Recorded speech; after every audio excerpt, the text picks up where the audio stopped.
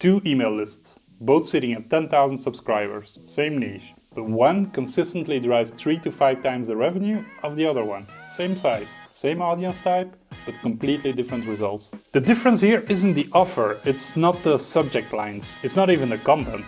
It's how those people got on the list in the first place. Most email list advice treats all opt-ins as equal. They're not. Where someone comes from when they join your list and what action they took to get there shapes every interaction you have with them afterwards. So in this video I want to make the case that list quality, specifically the intent signal behind each opt-in, matters more than list size. And that Monster Links is one of the most practical tools available for building a list where almost everyone on it actually wanted to be there. A pop-up that fires 5 seconds after someone lands on a page captured people who were reading something else. Some of them fill in the form because the offer is genuinely relevant. A meaningful percentage fill it in to make the pop-up go away, or out of mild curiosity, or because they misread the button text. But anyhow, they're on your list now. But the signal behind that opt-in is quite weak, and that weakness will show up downstream. You get lower open rates because a subscriber doesn't have a strong memory of why they signed up. You'll get higher unsubscribe rates when the first email arrives and feels unfamiliar.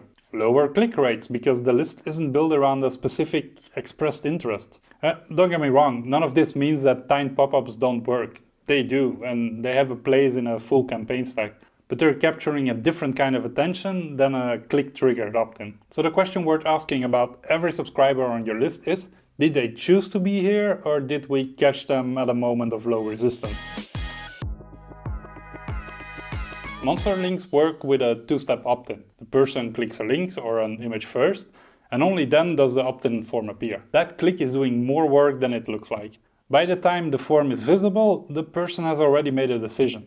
They read the link text, download the template, get the checklist, access the guide, and they decided yes before the form existed. The form isn't persuading them, it's confirming a decision they already made. So this is why two-step opt-ins consistently outperform single-step forms when measuring conversion rate on the form itself. The drop-off rate between form appearance and form submission is drastically lower because you're not presenting the form to people who haven't decided yet. You're filtering for people who already have. The result is a list where almost everyone on it had a specific moment of intent. They clicked something because they wanted what it said they'd get. That's the person who opens your email, clicks your links and eventually buys something. There's also a secondary benefit to Monster Link that most people overlook. Because each link is placed in specific content, every opt-in tells you something about what the person cares about. Someone who clicked the Monster link inside a post about Facebook ad strategy is signaling a different interest than someone who clicked one inside a post about email writing, even if they end up tagged the same way in your CRM. The placement of the link is context you already have, and the context you can act on. This means your list isn't just bigger or smaller, it's mappable. You know which subscriber came from which topic, which content, and which channels. And that information lets you send the right follow-up to the right segment, rather than broadcasting the same sequence to everyone. A list of 5,000 people where you know exactly what each person opted in for will outperform a list of 20,000 where everyone got the same generic welcome sequence. The segmentation isn't something you have to engineer separately. It's a byproduct of how Monster Link places the opt-in inside specific and relevant content.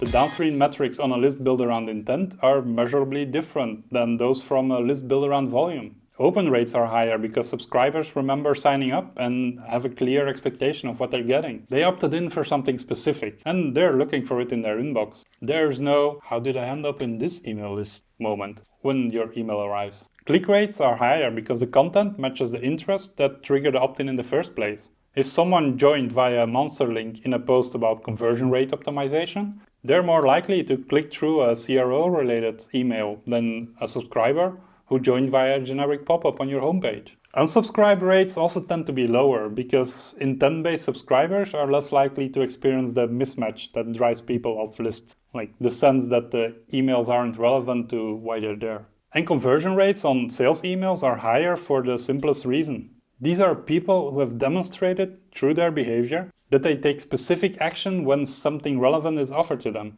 And that behavioral signal really matters when you're asking them to buy something. And none of this is guaranteed, of course. Content, offer, and frequency still determine how a list performs, but the foundation is better when the opt-ins underneath it were built on intent. List size is a vanity metric when the list isn't built on anything. A smaller list of people who actively choose to be on it, who remember why they're there, and who's segmented around actual interest, that list does more work than a larger one assembled through whatever form caught the most passive traffic. Monster links is the mechanism. Opt-ins that only happen when someone clicks, placed in content that tells you exactly what they care about. The result isn't just more subscribers, it's better ones. There's a link to OptinMonster in the description. I also put a link down there so you can check out how Monster Links works in detail. I've included a helpful video to the side of me. I really hope you enjoyed this video. If you did, please drop a like and subscribe, and I'll see you in the next one. Bye bye.